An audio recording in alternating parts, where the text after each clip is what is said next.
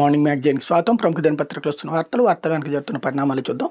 ఈనాడు చూస్తే జన హృదయ నేత వాజ్పేయి అన్నటువంటి వార్తని హైలైట్ చేశారు. అటల్ ఎన్టీఆర్ సేవలు గుర్తుండిపోయేలా అమరావతిలో స్మృతివనాలు, దేశం కోసం మోడీ, తెలుగు ప్రజల కోసం నేను ఆలోచిస్తున్నాం, చిల్లర వ్యక్తులతో రాజకీయాలు చేయాల్సి రావడం బాధగా ఉంది. సుపరిపాలన దినోత్సవ సభలో ముఖ్యమంత్రి చంద్రబాబు, భారతదేశం గర్వించే నాయకుడు, యుగ పురుషుడు అటల్ బిహారీ వాజ్పేయి, ప్రజా రాజధాని అమరావతిలో ఆయన జయంతి ఉత్సవాలు జరపడం సంతోషంగా ఉంది.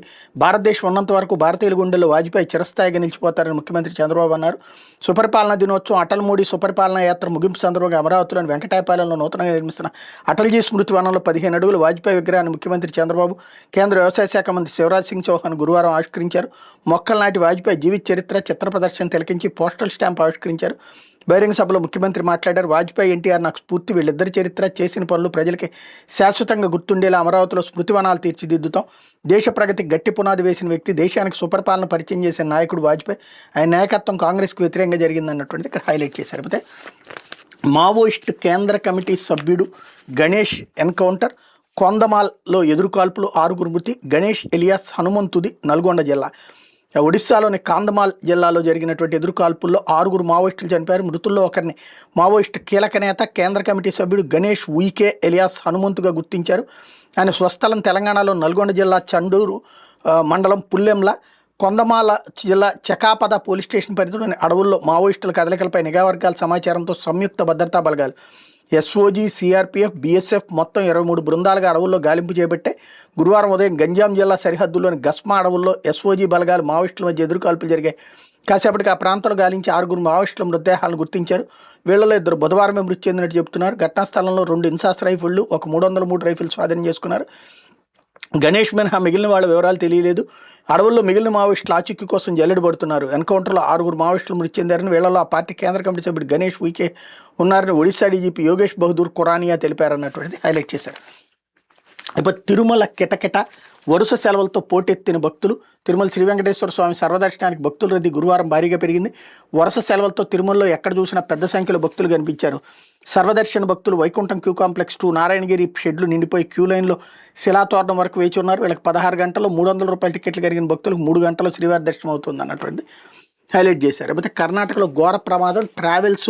ట్రావెల్స్ బస్సుని ఢీకొన్న లారీ. అర్ధరాత్రి వేళ మంటల్లో చిక్కుకున్న ప్రయాణికులు. బస్సులో 5గురితో పాటు లారీ డ్రైవర్ సజీవదానం, 28 మంది గాయాలు, 3 పరిస్థితి విషమం అన్నటువంటి హైలైట్ చేశారు. అయితే పీపీపీ ప్రాజెక్టులకి 40% వరకు కేంద్రం ఆర్థిక సాయం, అది వైద్య కళాశాలలకు వర్తిస్తుంది. పెద్ద ఎత్తున పీపీపీ ప్రాజెక్టులను ప్రోత్సహించిన రాష్ట్ర ప్రభుత్వానికి కేంద్ర మంత్రి జేపీ నడ్డా లేఖ. వైద్య కళాశాలలో ఆరోగ్య సేవల రంగంలో ప్రభుత్వ, ప్రైవేటు భాగస్వామ్య విధానాలు చేపట్టే ప్రాజెక్టులకు కేంద్రం మూలధన వ్యయంలో 30 నుంచి 40%, నిర్వహణ వ్యయంలో 25% వరకు గ్రాంట్కి అందిస్తుందని కేంద్ర ఆరోగ్య కుటుంబ సంక్షేమ శాఖ మంత్రి జేపీ నడ్డా పేర్కొన్నారు. కొత్త వైద్య కళాశాలలు నిర్మాణం, ఇప్పటికే ఉన్న వాటి ఆధునీకరణ సహా ఆరోగ్య రంగ మౌలిక వస్తువుల అభివృద్ధికి వైబిలిటీ గ్యాప్ ఫండింగ్ కింద ఏడాది అక్టోబర్ నుంచి ఇప్పటి వరకు 2000 కోట్ల విలువైన ప్రాజెక్టులు కేంద్రం సూత్రప్రాయంగా ఆమోదించినట్టు ఆయన తెలిపారు. ఈ రంగంలో పీపీపీ విధానాన్ని కేంద్రం ప్రోత్సహిస్తోందని, రాష్ట్ర ప్రభుత్వాలు దీన్ని అందిపుచ్చుకోవాలని ఆయన సూచించారు. వైద్య రంగంలో పీపీపీ విధానం ప్రాధాన్యాన్ని, కేంద్రం అమలు చేస్తున్న పథకాన్ని వివరిస్తూ రాష్ట్ర వైద్య ఆరోగ్య శాఖ మంత్రి సత్యకుమార్ యాదవ్కి ఆయన ఇటీవల లేఖ రాశారు. అందులోని ముఖ్యాంశాలు వైద్య ఆరోగ్య శాఖ గురువారం మీడియాకు విడుదల చేసింది అన్నటువంటిది హైలైట్ చేశారు. ఇందులో వైద్య ఆరోగ్య రంగంలో పీపీపీని ప్రోత్సహించేందుకు ప్రస్తుతం 2 కేంద్ర పథకాలు ఉన్నాయని నడ్డా తెలిపారు. ఆరోగ్య రంగంలో మౌలిక వస్తువుల అభివృద్ధికి సబ్ స్కీమ్ 1 కింద మూలధన వ్యయంలో 80% గ్రాంట్, కేంద్ర రాష్ట్ర ప్రభుత్వాలు చెరో 40%, మొదటి 5 ఏళ్లు నిర్వహణ వ్యయంలో 50%, కేంద్ర రాష్ట్ర ప్రభుత్వాలు చెరో 20% గ్రాంట్గా అందజేస్తున్నట్టు నడ్డా పేర్కొన్నారు. India infrastructure project development fund కింద project development, technical advisory services నిమిత్తం ఒక్కో ప్రాజెక్టుకి 5 కోట్ల వరకు అందిస్తున్నట్టు ఆయన పేర్కొన్నారు. కేంద్ర వైద్య కుటుంబ సంక్షేమ శాఖలో ప్రత్యేకంగా పీపీపీ సెల్ ఏర్పాటు చేశామని, రాష్ట్ర ప్రభుత్వం కూడా ఇట్లాంటి సెల్ ఏర్పాటు చేయాలని, పీపీపీ ప్రాజెక్టుల రూపకల్పన, అమలు పర్యవేక్షణకు అది నోడల్ పాయింట్గా వ్యవహరించాలని ఆయన తెలిపారు అన్నటువంటిది హైలైట్ చేశారు. అంతేగాని ప్రైవేట్ వాళ్ళకి ఇచ్చేయమని లేదు. అది ఇక్కడ అసలు పాయింట్ గుర్తుపెట్టుకోవాల్సి. అయితే వర్సిటీల్లో గాడి తప్పుతున్న పరీక్షల విభాగాలు. ఉమ్మడి అకాడమిక్ క్యాలెండర్ పట్టించుకోకుండా పరీక్షలు, ఫలితాల విడుదలలోనూ ఒక్కో చోట ఒక్కో విధానం, పునర్మూల్యాంకనంలో మారిపోతున్న మార్కులు, విశ్వవిద్యాలయాల్లో పరీక్షల నిర్వహణ, మూల్యాంకనం గాడి తప్పుతోంది. ఉమ్మడి అకాడమిక్ క్యాలెండర్ ఇస్తున్న పరీక్షల నిర్వహణలో కొన్ని వర్సిటీలు దీన్ని అనుసరించడం లేదు. అన్ని వర్సిటీల్లోనూ ఏకీకృత విధానం ఉండటం లేదు. పునర్మూల్యాంకనం సైతం పక్కాగా ఉండడం లేదని ఆరోపణలు ఉన్నాయన్నటువంటి వార్తని హైలైట్ చేశారు.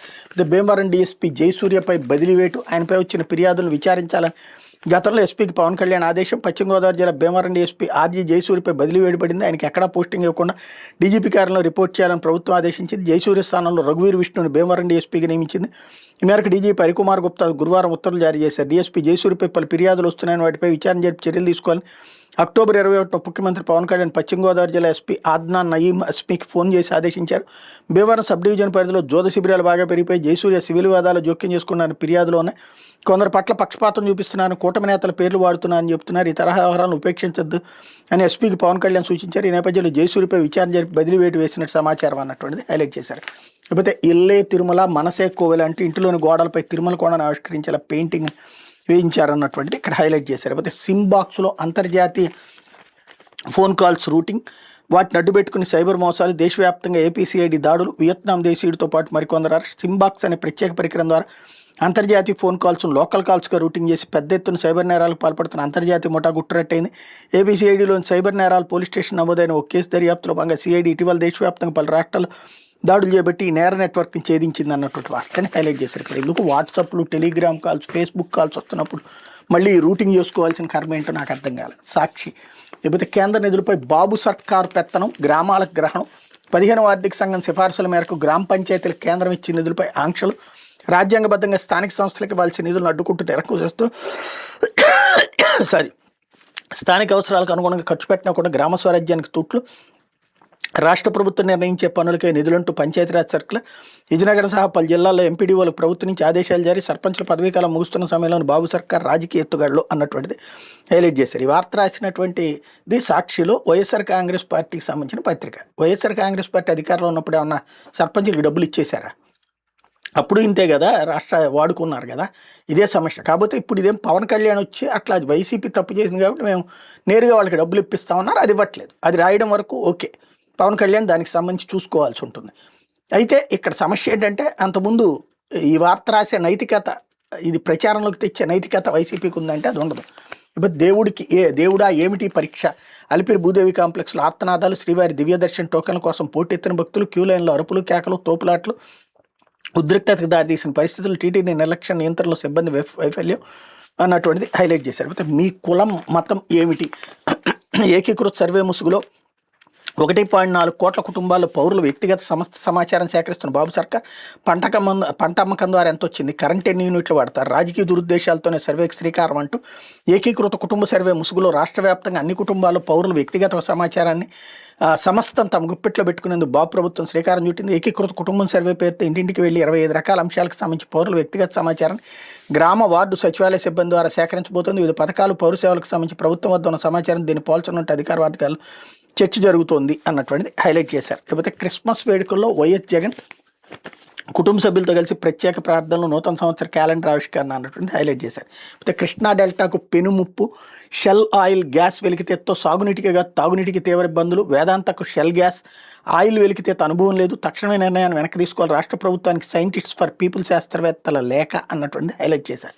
అయితే బచావత్ ట్రిబ్యునల్కి విరుద్ధంగా గోదావరి కావేరి అనుసంధానం, ఇచ్చెంపల్లి నుంచి 85 టీఎంసీలు వాడుకోవడానికి ఉమ్మడి ఏపీకి ట్రిబ్యునల్ అనుమతి, కానీ అక్కడి నుంచి 148 టీఎంసీలని కావేరికి మళ్లించేలా ఎన్డబ్ల్యూడిఏ డిపిఆర్, ఇది ట్రిబ్యునల్ అవార్డుకు విరుద్ధమే అంటున్న సాగునీటి రంగ న్యాయ నిపుణులు అన్నటువంటిది హైలైట్ చేశారు. లేకపోతే మంటల్లో మరో ట్రావెల్ బస్సు ఎదురుగా దూసుకొచ్చి ఢీకొన్న కంటైనర్ లారీ అన్నటువంటిది హైలైట్ చేశారు. లేకపోతే అణ్వాయుధ సామర్థ్య క్షిపణి ప్రయోగం విజయవంతం, విశాఖ తీరంలో పరీక్షించిన భారత్ క్షిపణికి 3500 కిలోమీటర్ల దూరంలో లక్ష్యాలను ఛేదించే సామర్థ్యం, అణ్వాయుధ పరీక్షలో భారత రక్షణ దళం మరోసారి సత్తా చాటింది. విశాఖ తీరం మీదుగా అత్యంత కీలకమైన ప్రయోగాన్ని నౌకాదళం విజయవంతంగా నిర్వహించింది. అణ్వాయుధ సామర్థ్యం గల K4 క్షిపణిని అరిగాత్ జలాంతర్గామి నుంచి బుధవారం ప్రయోగించారు. దీంతో శత్రు దేశాల దాడిని వ్యూహాత్మకంగా నిరోధించే సామర్థ్యం భారత్కు మరింత పెరిగిందని రక్షణ శాఖ అధికారులు వెల్లడించారు. అరిగాత్ నుంచి K4 బాలిస్టిక్ మిస్సైల్ ప్రయోగం చేయడం ఇది రెండోసారి. గత ఏడాది నవంబర్లో ఈ ప్రయోగం నిర్వహించారు. ఇండో పసిఫిక్ ప్రాంతంలో ఈ ప్రయోగం ప్రత్యర్థులకు హెచ్చరిక అని రక్షణ వర్గాలు చెప్తున్నాయి అన్నటువంటి హైలైట్ చేశారు. మొన్నే మనం మాట్లాడుకున్నాం, నోటం విధించారు అంటే ఆ ఏరియాలో ఇంకెవడూ తిరగకుండా, కాబట్టి ఏదో సంథింగ్ సీరియస్గా జరుగుతుంది అన్నది. ఇది సీరియస్గా జరిగింది. లేకపోతే నువ్వు కావాలి మాట్లాడుకుందాం రా, ఎస్సీ మహిళతో టీడీపీ నేత అసభ్య ప్రవర్తన, శ్రీసత్య జిల్లా ధర్మవరం నియోజకవర్గంలో టీడీపీ నాయకులు అకృత్యాలు పెచ్చిమీరాయి. ఈ క్రమంలోనే ఆ పార్టీకి చెందిన వెంకటరాముడు వ్యవసాయ కూలీలకు మేస్త్రిగా వ్యవహరిస్తున్న ఎస్టీ మహిళను కులం పేరుతో దూషించడమే కాకుండా అసభ్యంగా ప్రవర్తించాడు. పోలీసుల కథనం ప్రకారం బత్తలపల్లి మండలం సంగాల గ్రామానికి చెందిన దేవరకొండ గాయత్రి వ్యవసాయ పనులకు వెళ్తుంటుంది. భర్త ధర్మవరం వెళ్ళి దర్జీగా పనిచేస్తూ కుటుంబాన్ని పోషించుకుంటున్నారు. గాయత్రి వ్యవసాయ కూలీలకు మేస్త్రిగా వ్యవహరిస్తుండటం సమీప గ్రామాల రైతులు కూలీలు కావాలంటే ఆమెకు ఫోన్ చేసి పిలుస్తుంటారు. ఈ క్రమంలోనే 3 వారాల క్రితం బత్తలపల్లి మండలం వరదాపురం గ్రామానికి చెందిన టీడీపీ నేత నాగోతి వెంకటరాముడు ఫోన్ చేసి పంట పొలంలో కలుపు తీయడానికి 20 మంది కూలీలను తీసుకుని రావాలని చెప్పాడు. దీంతో ఆమె 20 మంది కూలీలతో వేరుశనగ పంటలో కలుపు తీయడానికి వరదాపురం వెళ్ళింది. అదే సమయంలో వెంకటరాముడు గాయత్రికి ఫోన్ చేసి నువ్వంటే ఇష్టం, నువ్వు నాకు కావాలి, మాట్లాడుకుందాం, పక్కకి రాని పిలిచాడు. ఆమె వెళ్ళకపోవడంతో అదే రోజు సాయంత్రం ఆమె ఇంటికి వెళ్ళి నేను పిలిచినా రావని ఎంత చూస్తా ఒంటరిగా దొరకవని బెదిరించాడు. దీంతో భార్యాభర్త కలిసి వెంకటరాముని మందలించారు. దీన్ని మనసులో పెట్టుకున్న వెంకటరాముడు బాధితురాలికి జ్వాలాపురం గ్రామానికి చెందిన వ్యక్తి వివాహేతర సంబంధం ఉందంటూ కరపత్రాలు రాయించి సంఘాల నుంచి జ్వాలాపురం వరకు వీధుల్లో విసిరాడు. దీనిపై బాధితురాలు ఫిర్యాదు మేరకు వెంకటరాముడిపై SC/ST అట్రాసిటీ యాక్ట్ కింద కేసు నమోదు చేసినట్టు ఎస్ఐ సోమశేఖర్ తెలిపారు అన్నటువంటిది హైలైట్ చేశారు. ఇది ఖచ్చితంగా తప్పు, నేరం, దుర్మార్గం కూడా. కాకపోతే ఇందులో పార్టీ సంబంధం ఏముంది? తెలుగుదేశం నాయకుడి దగ్గర అనుచరుడు అతను తెలుగుదేశం చెప్పలేదు, లేదా ప్రభుత్వం అతన్ని కాపాడలేదు, కేసు కూడా కట్టారు కదా. కాబట్టి ఇట్లాంటిది ఇప్పుడు వైసీపీ వాళ్ళ మీద ఎవడో కార్యకర్త ఏదో తప్పు చేస్తే అది వ్యక్తిగతమైనటువంటి ఇష్యూస్ను కూడా పార్టీకి ఆపాదిస్తున్నారు. వీళ్ళు కూడా తెలుగుదేశం అదే చేస్తున్నారు. వీళ్ళిద్దరూ కూర్చుని మాట్లాడుకోకపోతే కనుక చివరికి 2 పార్టీల్లో ఇట్లాంటి దగులుబాజీలు ఉంటారన్నటువంటిది వస్తుంది. అయితే ఆంధ్రజ్యోతి అమెరికాలో సాగుబళ అంటూ వ్యవసాయంలో ప్రవాసాంధ్రుల జోష్, పంట భూముల కొనుగోళ్లలో దూకుడు, పప్పులు కూరగాయలు పండ్ల సాగులో సాంకేతికత వినియోగంతో లాభాల పంట, భవిష్యత్తులో రియల్ భూమిపైన ఆశలు, రామ్స్ యజమానులకు పన్ను రాయితీ, వందలాది ఎకరాల్లో గోశాలల నిర్వహణ. అమెరికా వెళ్ళిన, అంతరిక్షం వెళ్ళిన ప్రవాసాంధ్రులు మాత్రం మట్టితో చుట్టరికాన్ని మర్చిపోరు, పాడి పంటలపై ప్రేమాభిమానాలు అంత తేలిగ్గా వదులుకోరు.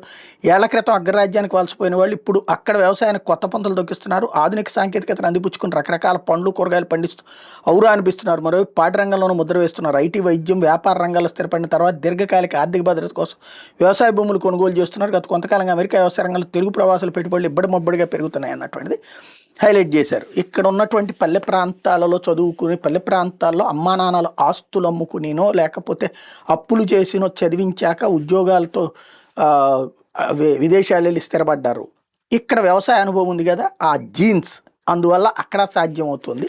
అదే సందర్భంలో ఎక్కడేమో పొలాలు నాశనం అయిపోతున్నాయి, పండించేవాళ్ళు లేక ఇబ్బంది పడుతున్నారు. లేకపోతే PPPతో ప్రగతి అంటూ వాజ్పేయి ఇదే నమ్మారు. మౌలిక వస్తువుల ప్రాజెక్టులతో సంపద సృష్టికి నాంది పలికారు అన్నటువంటిది హైలైట్ చేశారు. ఈ PPP అనేది ఏదో అద్భుతం అని చూపించేటటువంటి ప్రయత్నం. PPP కరెక్ట్, రోడ్లకో లేకపోతే కనుక పనులని ప్రైవేటు వాళ్ళ చేతన నిర్వహణ చేయించడం, ప్రభుత్వ ఆసుపత్రులను కాదు, ప్రభుత్వ కళాశాలను కాదు.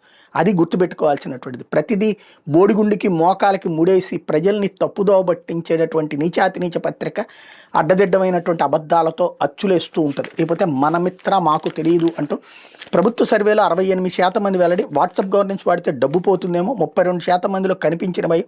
స్మార్ట్ ఫోన్ లేవన్న వాళ్ళు 30%, వినియోగించింది 20% మాత్రమే. కృష్ణా గుంటూరులోని కనిపించిన స్పందన, అవగాహన కల్పించడం వైఫల్యం. అంటే ఏదైతే వాట్సాప్ గవర్నెన్స్ అద్భుతంగా వచ్చేసింది లాస్ట్ ఇయర్ జనవరిలో పెట్టారు, మళ్ళీ జనవరి కూడా వచ్చేస్తుంది. ఇంతవరకు అదేదో 300 సేవలు, 500 సేవలు, 700 సేవలు, 1000 సేవలు అన్నారు. ఇదివరకు ఇంటి దగ్గరకు వచ్చే వాలంటీర్ సేవను బీకి పడేసి మీ చేతిలోనే సేవలు అన్నారు. చివరికి ఈ సేవలు కాస్త ఇట్లా గందరగోళం అవుతున్నాయి.